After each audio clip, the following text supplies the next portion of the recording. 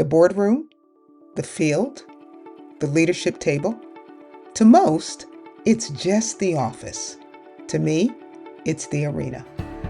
Welcome to In the Arena with Stephanie, the briefing room for high-achieving Christian women navigating the complexities of male-dominated industries. I'm your host, Stephanie Brown, CEO of Her Authenticity, leadership coach, and master Christian life coach. You aren't in these spaces by accident. You are there on assignment. I believe that when you lead with biblical excellence, success is the inevitable overflow. Through this podcast, we're reclaiming your kingdom authority and expanding your corporate influence, equipping you to lead as the authentic ambassador you were created to be. Let's step into the arena. Why do you feel like the woman who shows up at work has to be different from the woman who shows up at church? And before you say she does not, hear me out. I am not talking about your standards or your values. I'm talking about that unwritten rule, the one that says when you are at work, you have to be careful. You have to be careful with your faith because of the rules.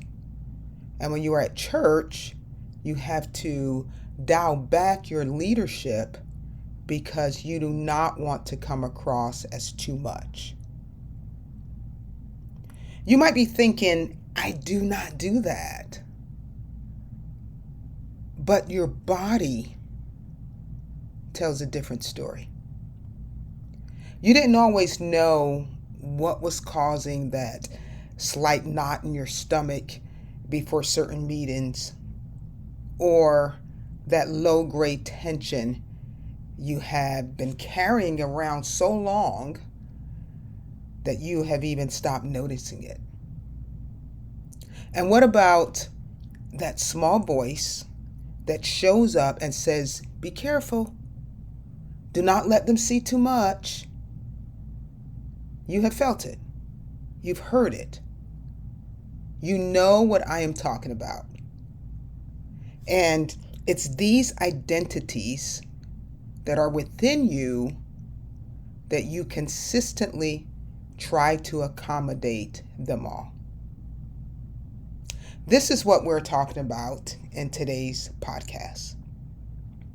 So I want to start with something I'm just going to call the weights, because that is really what it is.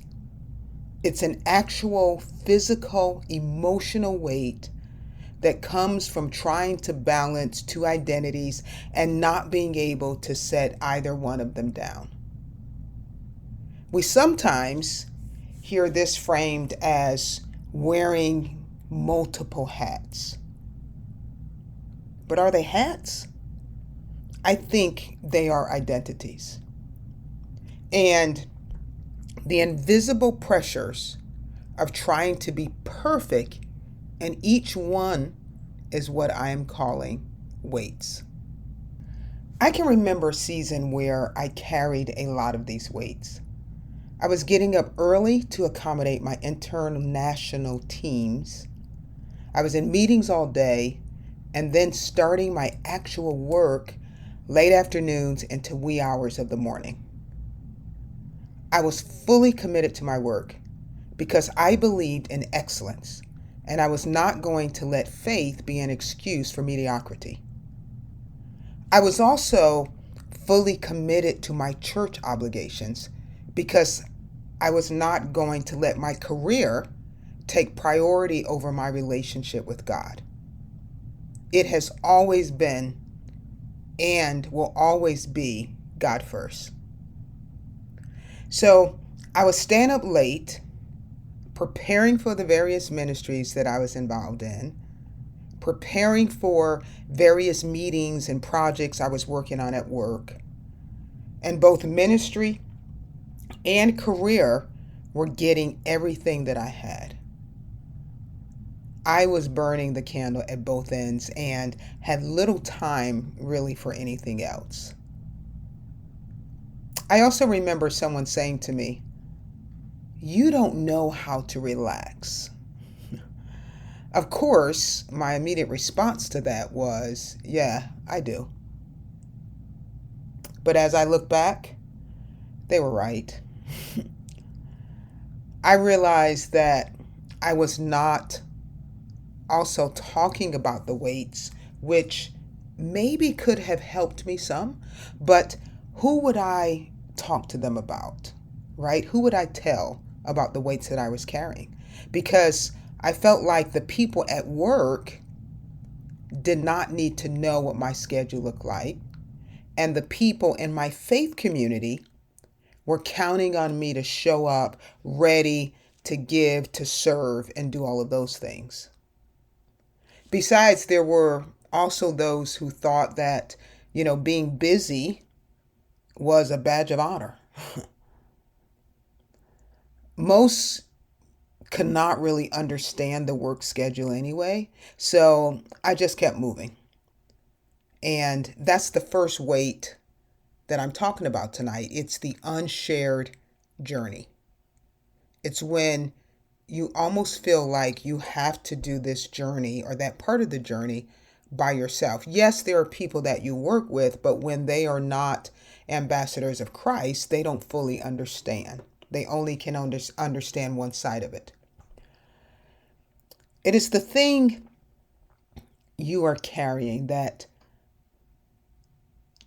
no one, or you feel like nobody around you fully understands. As I said, the people in your professional world, they see your faith and they either respect it from a distance or they do not quite know what to do with it. And the people in your faith community, they love you, but they do not always get what it costs you to be in the rooms and the arenas that you're in. So the experiences that live in that space between your two worlds or your two identities, you mostly process alone. You figure it out alone, and at times that gets heavy. The second weight that I will talk about tonight, and this is just two of several. I may get to more next week, we'll see. But I call the second one the exhausted pursuit. Now, this one is a little sneaky because it looks like strength from the outside, but with this weight, you are consistently delivering, you are meeting your obligations, but you are running on empty. The exhausted pursuit is what happens when you are so committed to not letting go of either identity that you just keep pushing past the signals your body is sending. This works for a while, but eventually the body tells the story and you cannot outwork depletion. This weight makes me think of Martha. In Luke, the 10th chapter, Martha and Mary are both in the house when Jesus comes to visit. Martha is busy serving. Mary is sitting at his feet. And Martha finally gets to a point where she can't take it anymore. And she goes straight to Jesus and she says, "Doesn't it bother you that my sister's just sitting here doing nothing?" Do her words sound familiar? Right? These are not the words of a woman who stopped caring. But it's a woman who cared so much for so long that she finally just had to say it out loud. She was tired. She felt like her efforts were unnoticed and she went straight to Jesus with it, which is what we should do.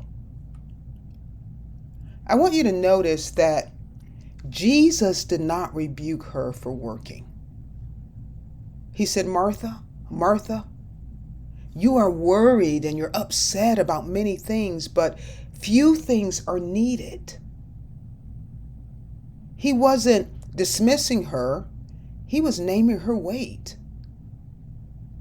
He was naming that weight of believing that everything depended on her continuing to push. The weight of doing so much for God that she had no time to just be with God. Sounds familiar?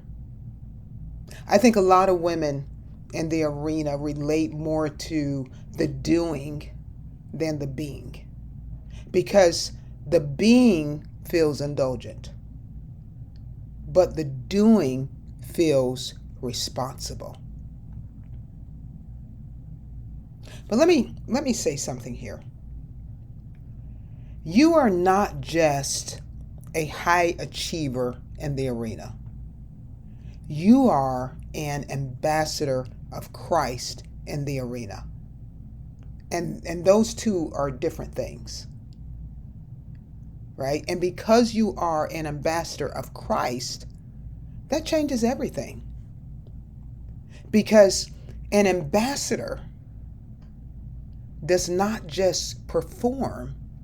An ambassador, as we've said in other episodes, an ambassador represents. And you cannot represent well the person who you don't spend time with, that person being Jesus Christ. Now think about it. Jesus was sitting right there in Martha's house, and she was too busy to sit down. So here's my question for you. What is keeping you so occupied that you cannot stop long enough to sit at the feet of the one who already has your plans? See, we're so busy trying to figure out our plans and trying to perform in the arena and do all of this, when God is like, hey, I already have your plans if you'll just take time to sit at my feet and listen to them. So what has resonated with you as you listen to the details of these two weights tonight? The unshared journey, number one, it gets a little lighter when you stop trying to be fully understood by every room that you walk into. Because it's probably not going to happen. But there is one relationship where you are already fully known, and that relationship does not require you to manage how you appear. That relationship is your relationship with God. And the second weight, the exhausted pursuit, it'll start to shift and feel lighter when you get honest about what is actually driving the push. Sometimes it's the commitment, and sometimes it's fear. And often you cannot tell the difference until you stop long enough to ask the question. So I'm going to stop there with these two weights, but we are not done with the conversation. There are more weights to talk about, and actually all of the weights are in my playbook. And the link to that playbook is in the show notes. I'll give you more guidance on it in just a few seconds. But we are going to talk about more weights, and we are going to understand what they are. But I wanted to start you here, and you have to start by naming what it is that you are carrying. Because here's the truth. You cannot put down those weights if you don't acknowledge picking them up. I want to thank you for joining the podcast today. I hope that something that I said resonated with you today. If it has, don't keep it to yourself. Share this episode with another woman in the arena who needs to hear it. You never know who may need a breakthrough by letting go of some of the weights. If you have not already subscribed, go ahead and do that now. And while you are there, leave a rating and a review. It only takes about 2 minutes, and it helps us reach more women who need this conversation. Every review matters. And if you have not grabbed the Balance Myth Playbook, the link is in the show notes. There are more weights in that playbook. There's more detail. Go ahead and get it today. Read it this week. And I'd love to hear your feedback. I am rooting for you, Authentic Ambassador. Your kingdom authority and your corporate influence, they're not in conflict. They never were and they never will be. Now go ahead and lead. I will see you next episode. Stay in the arena.